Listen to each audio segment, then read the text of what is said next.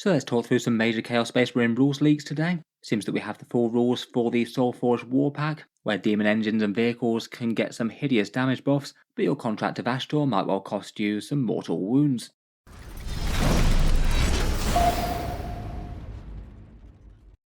Hello and welcome back to Auspex Tactics, where today we're talking Chaos Space Marines once more, and an interesting leak for the Codex today. It seems that we have the full rules for the Soulforged Warpack, Vashtorr's army of contracted demon engines that look like they're going to be very violent and dangerous indeed.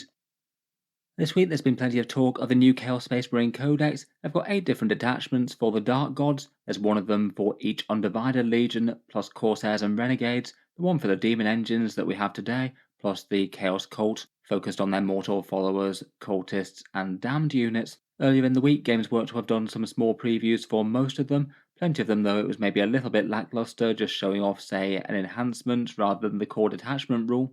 And one that they managed to completely skim over was Vashtorr's Soulforged Warpack. Certainly a pretty interesting one, as it promised to be at least somewhat interesting for big scary demon engines, which have often been doing kind of okay in 40k since the 10th edition came out. The book itself is going up for pre-order on the 11th of May alongside the new Battle Forces, so should be shipping out around the 25th of May. Hopefully we'll get some full details of the Codex around about that time. As ever, if you were looking to pick up the Codex, these are the times from my discount retailers that are linked down in the video description. Anything bought through those does go to help support the channel a little bit, and the times that are listed on screen are when they should be putting up the pre-orders for the Battle Force box sets and things, though knowing Games Workshop they could be in quite short supply. I'd fall back to the other discount retailers and then the Warhammer web store if it does turn out they've underproduced the Battle Force box sets as they often like to.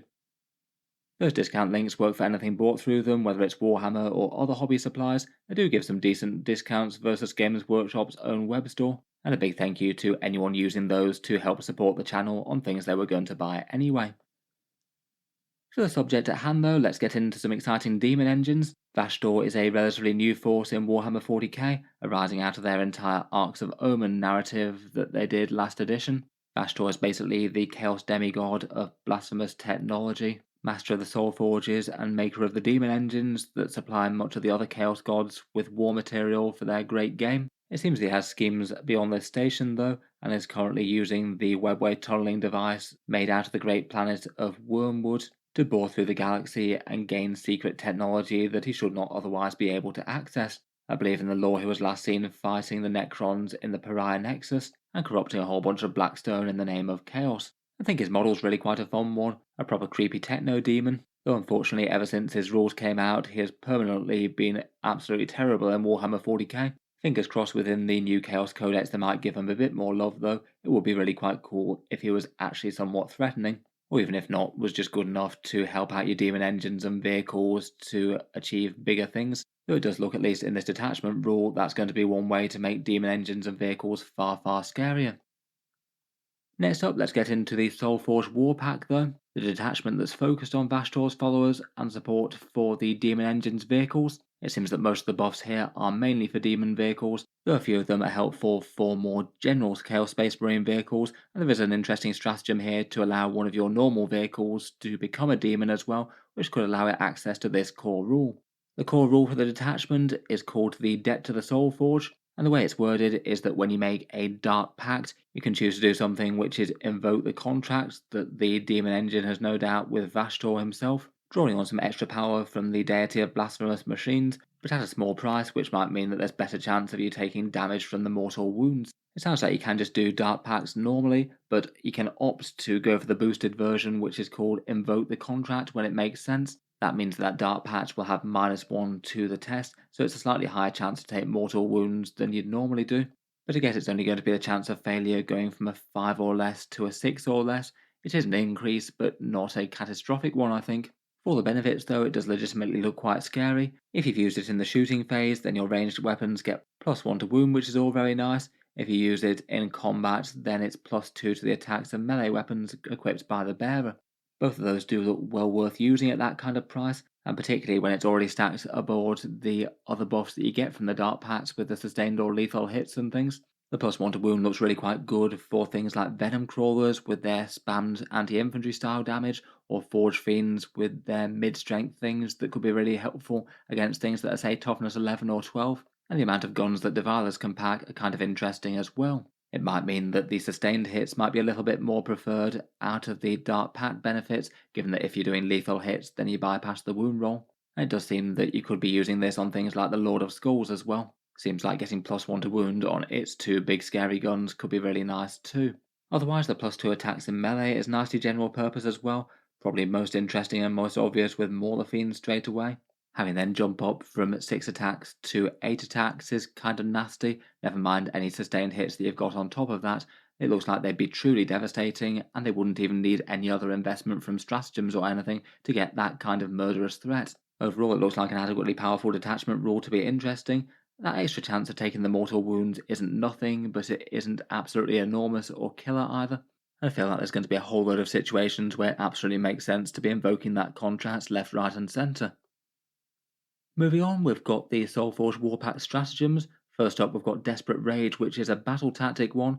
This one is an extra AP buff. If you're using your contract, then you get an extra AP -1 with your demon vehicle's attacks. So I guess you could have things like Venom Crawlers going up to AP -2, or Forge Fiends with their plasma cannons getting up to some very serious AP. I feel like there'll be plenty of times when that's well worth using. Things with, say, a 2+ save in cover, maybe things that use Armor of Contempt or similar. Sometimes an extra pip of AP, if it's making the difference between the enemy saving on a 3 or on a 4, could be a massive boost to your damage output. For 1 CP, there's Glut of Souls. This one triggers when a non-Titanic demon vehicle unit kills models in the fight phase. Each model that you slay gives you a 5+ chance to restore a wound to your model. So say if you slew 6 enemy models, then you'd be regaining 2 wounds on average there. In my opinion, just a little bit on the niche side, even if you are going in with a whole load of attacks. I guess probably the best time to use this will be something like an injured Mauler Fiend slamming into an enemy horde. You couldn't farm things from Tank Shock from this as that happens in the charge phase, but I guess if you got 8 attacks with the Dark Pact, plus those sustained hits maybe plus Lasher Tendrils as well, you could do enough damage to potentially get a serious amount of wounds restored. Feels like this one might well be a bit lesser used though. I feel like that 5+ chance just means that it's not going to have that much effect for your command points. Finally, for 1 CP, we've got Demonic Possession, which I think is really interesting. This one, you get to choose a non-demon vehicle, and this gains the demon keyword, and then gets to keep it for the rest of the battle. You trigger it in your own command phase. On paper at least, this one does look really quite fun. Means that you could be using this on, say, a Chaos Land Raider, and then have +1 to wound las cannons for the rest of the game, which sounds very scary on paper. Perhaps the same for a Vindicator, or maybe a Predator Destructor perhaps. 1 command point for +1 to wound for the rest of the game for the vehicle does seem just very good indeed to me. For 1 command point used early in the game, that seems very nice just to buff 1 unit in your firebase. The downside of the contracts thing is only going to come up if you specifically roll a 6, and it could make the unit more relevant for other stratagems or one certain good enhancement that we'll get onto. I feel like this one will get used if you have certain units that you take along with a specific mind to use it on. Next up for 1 command point, we've got Unstoppable Rampage. This one almost feels a little bit Chaos Knight. A vehicle unit gets to use this, and it doesn't matter whether you're a demon vehicle or a regular vehicle. It just basically means that you can move through terrain features as if they weren't there, either in the movement phase or when charging. You don't get to ignore enemy miniatures for this one, so if your opponent's got a screening unit, that still might be a problem, but occasionally that could be a really big deal. Again, like a few of these, it seems like Mauler Fiends could be big winners. Potentially starting very hidden on the wrong side of a terrain feature, then bursting out straight through it and into the enemy. It also seems like it could be a very nice one for Lords of Skulls as well. They've got really quite a big profile, which might mean they might struggle to clear terrain. And if you right up to the terrain piece that you want to move through beforehand, this could potentially allow them to get through gaps they couldn't otherwise clear at all. Next for 1 CP, there's Predatory Pursuit. This one's a sort of reactive move that vehicles can do when an enemy unit finishes a move in the movement phase that ends within 9 inches of them. Your vehicle gets to make a reactive movement of 6 inches directly towards that enemy unit, though given that it's specified as a normal move, you can't use this one to engage them in combat or anything like that. Overall, I'm a little bit suspect as to how good that's going to be. I guess maybe if it makes the difference of your model being on an objective or not on an objective, that could be handy. Maybe if it just gets you 6 inches towards the rest of the enemy foe, but given it's still the opponent's turn at this point, if they've got some serious things to deal damage to you, just stepping up into the middle of the board might mean you just take more damage or get easier charges against you. I feel like this one every so often would be one to look out for in case it could do something potentially useful, though I think oftentimes it won't.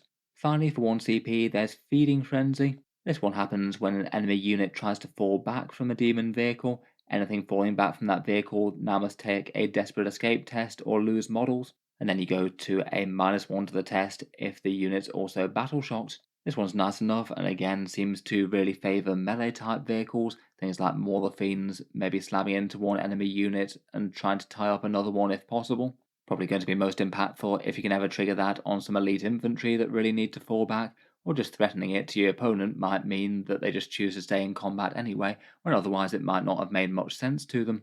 Again, that one could be fun for a Lord of Skulls as well, potentially. Most things are going to want to fall back from that thing, and it does mean that you could potentially make a few incidental casualties happen if the unit is either big or important enough to risk making the foe roll that test. Overall, generally seems like some pretty helpful stratagems overall. The AP boost, I think, is a nice one that will be useful in shooting in the fight phase. The Demonic Possession one, just to make more and more of your vehicles +1 to wound with their shooting for the whole game, is really nice indeed.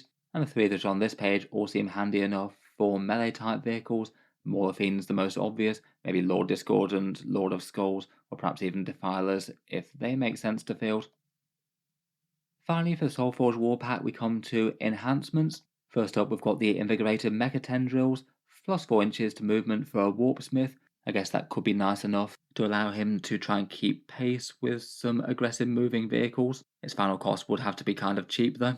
Tempting addendum, it very much has the name of Vashtorr modifying the terms of the deal in somehow, and this one looks like it could be the seriously threatening enhancement. It's a small 3-inch aura for demon vehicle units, and if they're within that aura, then if they fail that contract Dark Pact, they take 1 additional mortal wound. So potentially if you get unlucky, that could be anywhere between 2 and 4 mortal wounds taken per failed Dark Pact, which will also be kind of likely to happen as well. But for the downside of that, you do get some serious damage boosts as your unit gets to fully reroll all hits, potentially very very nice when you've got the +1 to wound on the go, and also say maybe sustained hits from the Dark Pact itself. It does mean that every so often you are going to do some at least fairly major damage to one of your vehicles, which definitely isn't nothing, but at the same time having vehicles that reroll all hit rerolls and also get +1 to wounds seems absolutely savage.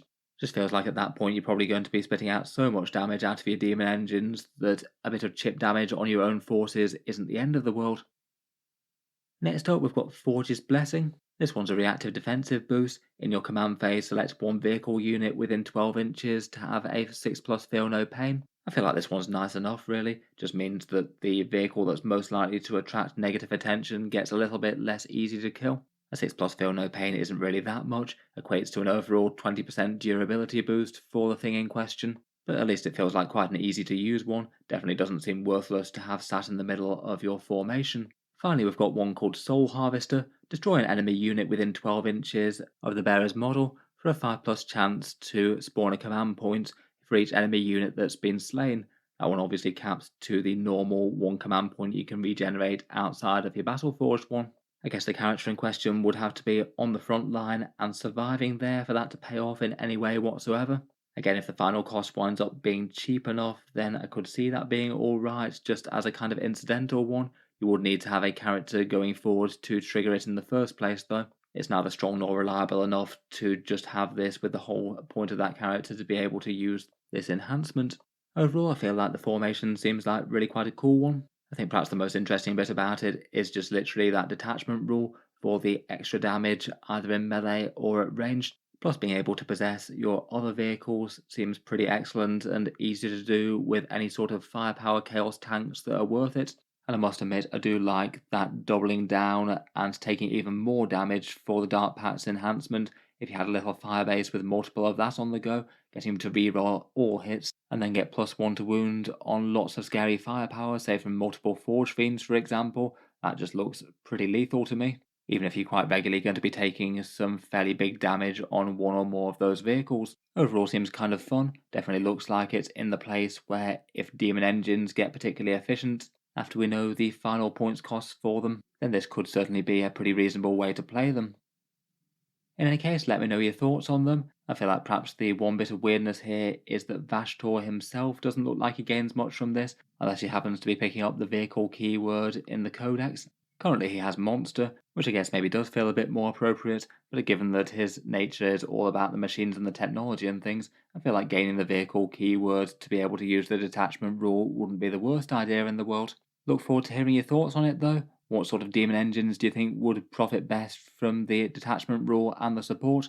And do you think it's worth taking along some firebases of predators or vindicators and things to amp up with some scary possession for 1 CP? Let me know your thoughts down in the comments below. If you've enjoyed the video, then feel free to subscribe to Auspex Tactics. I'll certainly keep up with the regular 40k videos. I do tend to post ones just about every day. I'll certainly be back with more news whenever we have some more details from the Chaos Codex. I look forward to doing the review in full for that. Finally, if you have been enjoying all the videos on the channel, I would just like to mention that Auspex Tactics does have a Patreon page as well, and you can find that linked in the video description if you'd like to support and keep the videos coming. Channel patrons get to see a few videos early, regular votes to see what sort of things come next on the channel, and automatic entry into the regular prize giveaways with a chance to win some big model kits each month. If any of that sounds good to you, or you'd just like to help support, the link is down in the video description. In any case, a massive thank you for listening, and I'll hope to see you guys next time.